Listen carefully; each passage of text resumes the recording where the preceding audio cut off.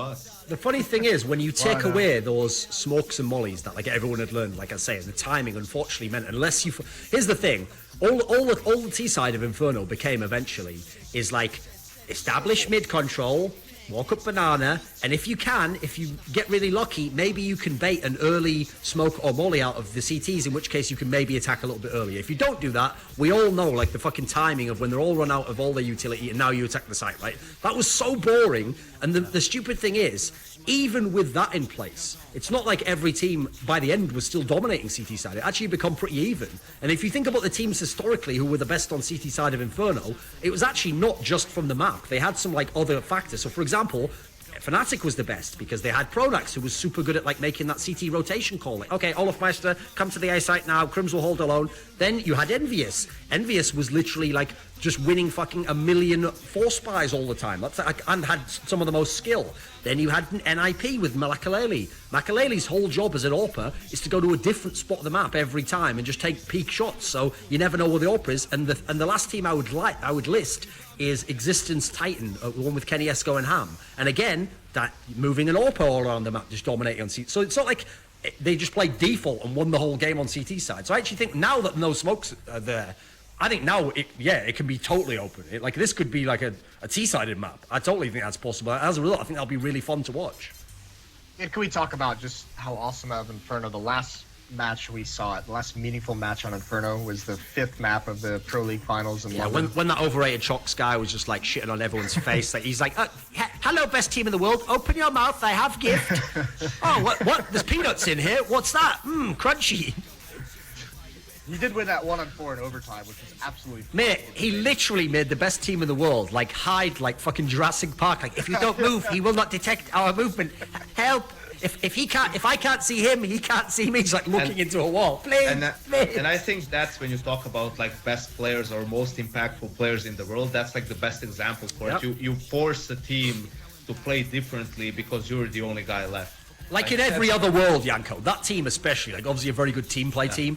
They do like crossfires, they peek out together, they just kill the guy, it's over. They definitely, think about it, it's actually impossible to win that round if they just all peek out at the same time. You can't just like spray transfer two guys or whatever, can you? Like, well, it's not gonna happen. He had to go hunt down the first guy in Banana, and still no one from SK fucking peek. He had like run from CT spawn connector to Banana, and then all the way back. Yeah, it was unreal. That was such a sick match.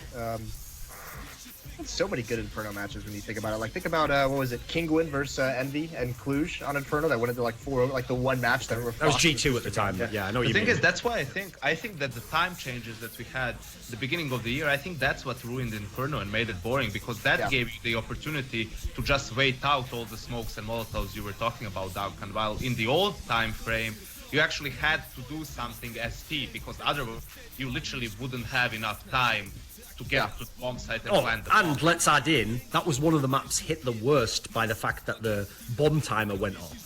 So now you have forever to just fucking walk around, construction check every angle and go in the site. Before, the great thing about the B site, what I loved about it on that map, is like when you're the guy coming in as the CT to retake, you have to make educated guesses. You don't have time to walk everywhere on the map. You have to make a guess like, I'm going to go towards here, I'm going to go to... In fact, it's actually the same on both sides, because obviously you can hide in the pit or in the grade. The idea of Inferno, what made it great in my opinion, is when you do the retake, the terrorist has to be very clever as to where he goes and makes his decision. But as the CT, you also can't walk. Like, if he hides in that house and you check that last, we all know you've lost the round at that point in time. Like, you know that feeling when you check everywhere, he's not there, and you start to go up the car to the house. You know you've lost the round already. It's so frustrating, right? Yeah. But that's gone when you have, like, 10 seconds more, whatever the fuck it was. Yeah, I mean, and because especially Inferno, because it has like the longer rotations times as well. Like you have to just run everywhere. You're like, yeah, the rotations were the timing of rotations was so perfect on the old Inferno with the old timings, and now it got a little bit messed up. But yeah, so I mean, I think we're all just fucking pumped that it's coming back. I hope it's here for the major. One last question now. Here's the obvious second question now. You ready? We're gonna start with Yanko here.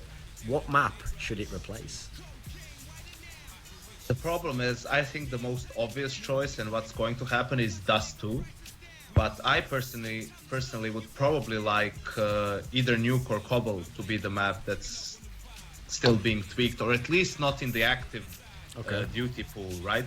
Because I think those maps are flawed structurally to an extent. Cobble there has to be, I think, more openings for the CTs to be aggressive and to make a play pretty much. While on Nuke, I think it still has a lot of problems, like even visual problems, and I dislike the fact that you can plant on top of the silo as well. Okay. I think teams are figuring it out more and more. So for me, it's more of a static problem than structural. Cobble, I think, structurally has some issues.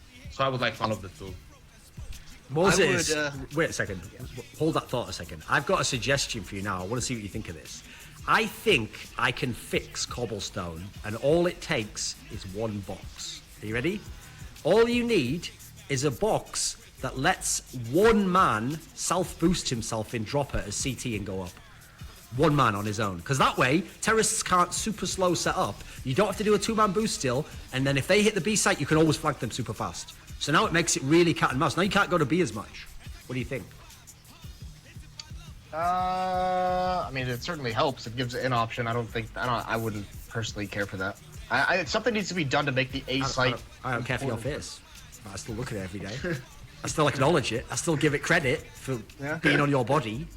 I give you credit. I said Okay. I said it'd be nice. Okay, be nice. Okay, fair enough. Okay, but then you said you didn't care for it. That was hurtful. Why don't you care for my ideas, Moses? Please support your colleagues. They are trying their hardest to make this game better. So my I issue guess is that lunch is back on the table now. Okay, I see how it is. Okay, what do you think then? What map would you remove, come Moses? I do want to see. I want to see Cobbler move, but the biggest issue I don't. Here's the problem: is if it was in a vacuum, I would say Cobble. But because no teams are showing, there's only 2 teams that show any desire. 3, I guess. Echo Fox is in there if you want to count them, but why would you? They're not so a team, 2 teams. so. 2 teams want to play Nuke. 2 professional teams. Yeah. Okay. They want to play Nuke. So I mean, the obvious choice would be to take Nuke out because it's not a map that gets played at the major. It's just like a wasted map to have in the pool. But Valve is never going to remove that for the major because they just added it back in. Yeah, unfortunately, here's the problem. Both of your suggestions in that sense are fucked because they'll never remove Dust 2 because it's just like the iconic map. Like, that's the problem. It almost feels like a waste of time mentioning Dust 2. I don't think Dust 2 needs to be reworked. I don't know why everyone is so pumped for like Dust 2 being remade. I think it's just not that good a map, mate. Like, I don't really have fun watching Dust 2. I don't like it. I think it could use some tweaks, but like, why? I hope they don't fucking remake. That's why I wish they would just like maybe give it a facelift and keep it in the active pool while they do it. Okay. I agree with that. Okay, so here's the thing. Very unlikely to remove Dust 2, and then even worse, we all know if you know how devs work in esports, then one thing they're not going to fucking do is remove something they think is good, like Nuke, that they just added to the game recently, and admit, like, we were totally wrong, what the fuck have we done? Oh, asterisk, maybe we ruined the last 6 months of Counter-Strike. Well, they're not going to do that. That a bunch of, like, Gold Nova players fucking love playing Nuke. Like, it's the only map that they asked for in the matchmaking selection, so that's why they'll keep it in. So unfortunately, I agree. Like, for me, unfortunately, that Nuke is so bad that I think it makes it the automatic choice. Like, we have to try and remove Nuke. Like, the others, we can discuss the merits of, The problem is, there's almost no reason to keep Nuke. And the biggest problem I see with Nuke is, I don't even know how you rework it at this point in time. I can't even think of a good idea as to what you change, because the things they changed didn't make the map better. And as usual, I actually predicted this, by the way. The things they changed didn't end up actually, like, making what they wanted, like, make it multi-sided. Not really. A little bit, maybe. The problem is, I think like the logic that a map needs to be side balanced to be good, bullshit, or to obviously, be competitive. Isn't it? I think it's like, I don't think that stands. I think that's flawed because a map, it can still be an exciting and interesting map, even if it's CT-sided, like which Nuke obviously was, even the old version. Well, I mean, Inferno's a great example, right? One famously CT-sided map, and everyone loves it pretty much. I think the painful part of Nuke and how it was sided is that like 14-1s and 13-2s were like commonplace. I think you need like a CT-sided map at 11-4 is like the sweet spot. If you're gonna have a map that's so heavily CT-sided, you can't just give a team one round to work with in the second half. Like, I agree, but I think on the old Nuke, I think it was up to the teams. I think teams weren't creative enough. I think 90% of the teams were stuck with that mindset.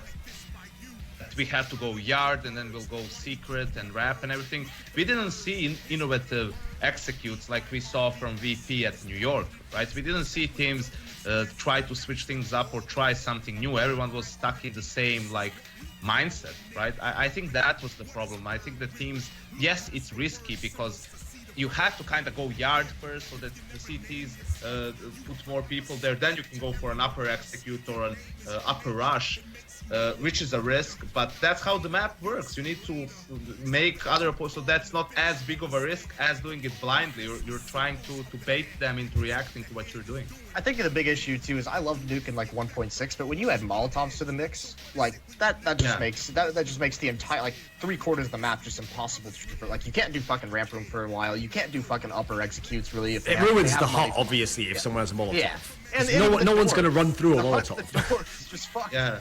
The only way to get through the Molotov is to drop a smoke on it, and then you're just running blind into a site. So the whole map at the moment is really, really flawed. That's why you see people like buying a Mag 7 and all the nades instead of a like M4 and They armor. just try to do a bank for the rest of their team. If they get 2 kills around with a shotgun, then it's like, yeah, I can drop M4s for days.